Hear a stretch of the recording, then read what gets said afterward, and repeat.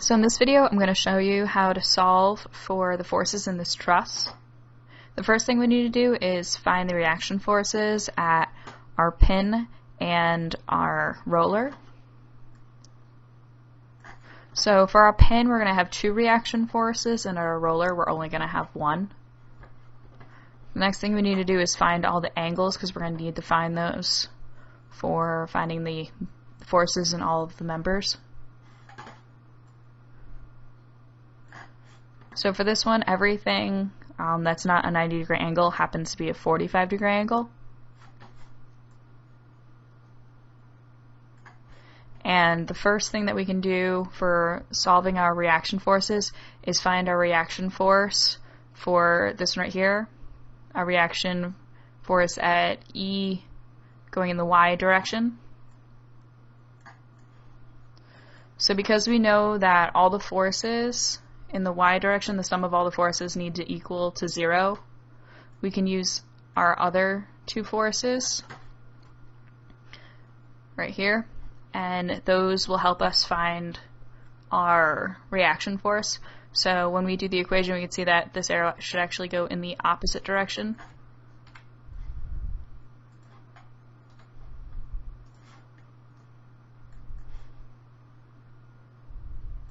And our force would be at 1,000 pounds.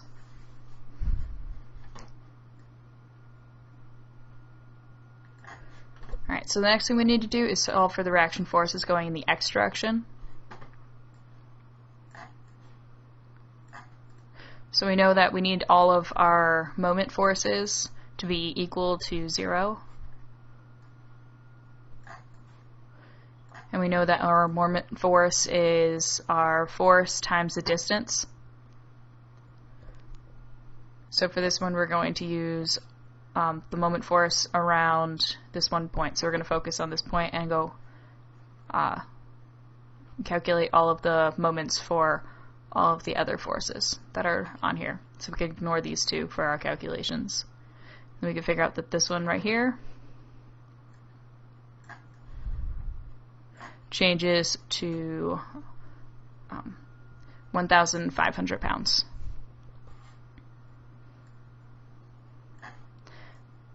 So again, we now know that our forces need to all equal to 0 because we want to make sure this isn't moving.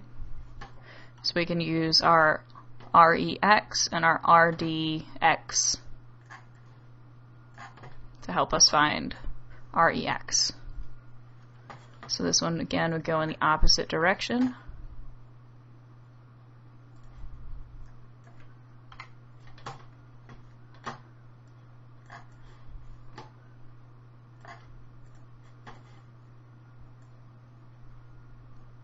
Now we need to focus on finding the members since we have all the reaction forces. So the first one I'm going to focus on is D. So this joint right here.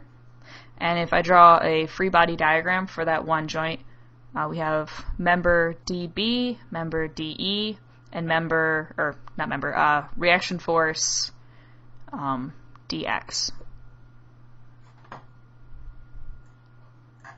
So for the Y direction, it's pretty simple. There's nothing going against it, therefore it has to be 0 for DE.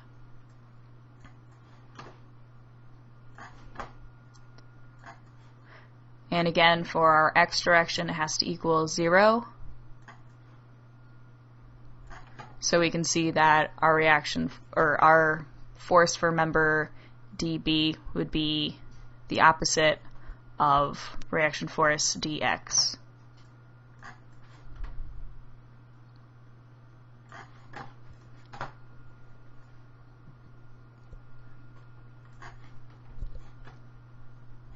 So now we have some more information in. So the next one that's the easiest to solve, because here we have quite a lot of variables, and same with here, is actually A.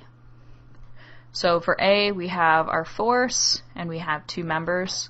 And to make this easier to calculate, if you break it down a little bit more into the X and Y components for AB, it'll make it easier to calculate. So for this one,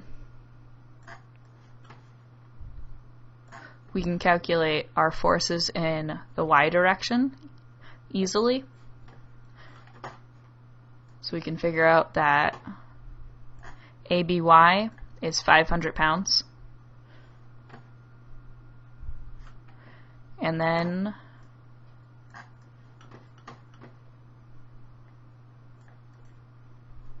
we can figure out with some trig what ABX is. We can figure out that that's also 500 pounds.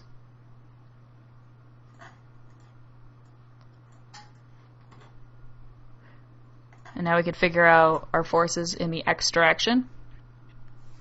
So we need to make sure those come out to 0.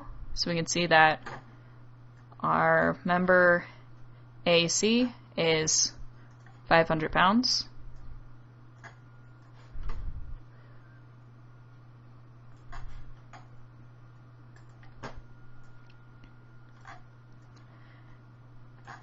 And then we can use the Pythagorean theorem to figure out what AB would be.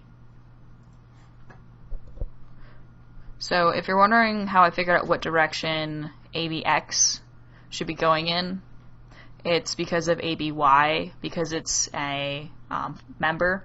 It needs to be going at this direction, so therefore if this is going in a positive direction, therefore ABS has to be going in a negative direction. So we can add in our forces to our members.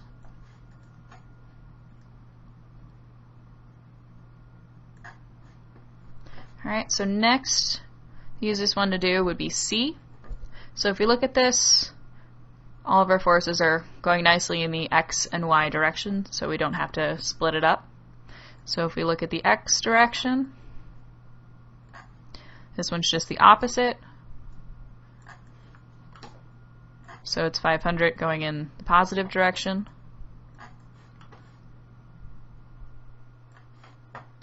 And for y,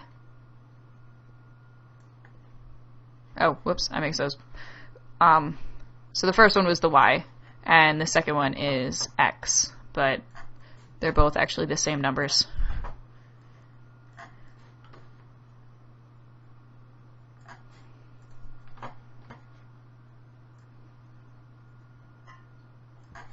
So the next one, you really could do either one of these. I'm just going to go with E. So now we have a lot more of our forces already on here, and we're only finding EB. So again, EB is at an angle, so we're going to want to line it up with the X and Y, so we're going to split that. And if we look at the Y direction,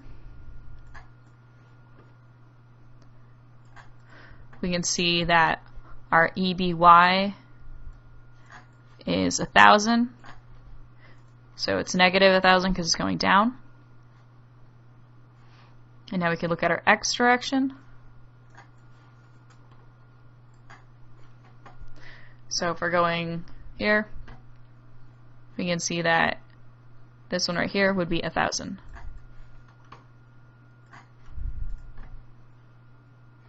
So again, we need to take these and combine them to have our force in EB. So we're going to use the Pythagorean theorem again. And we're going to have our force, which is 1,414.2 pounds.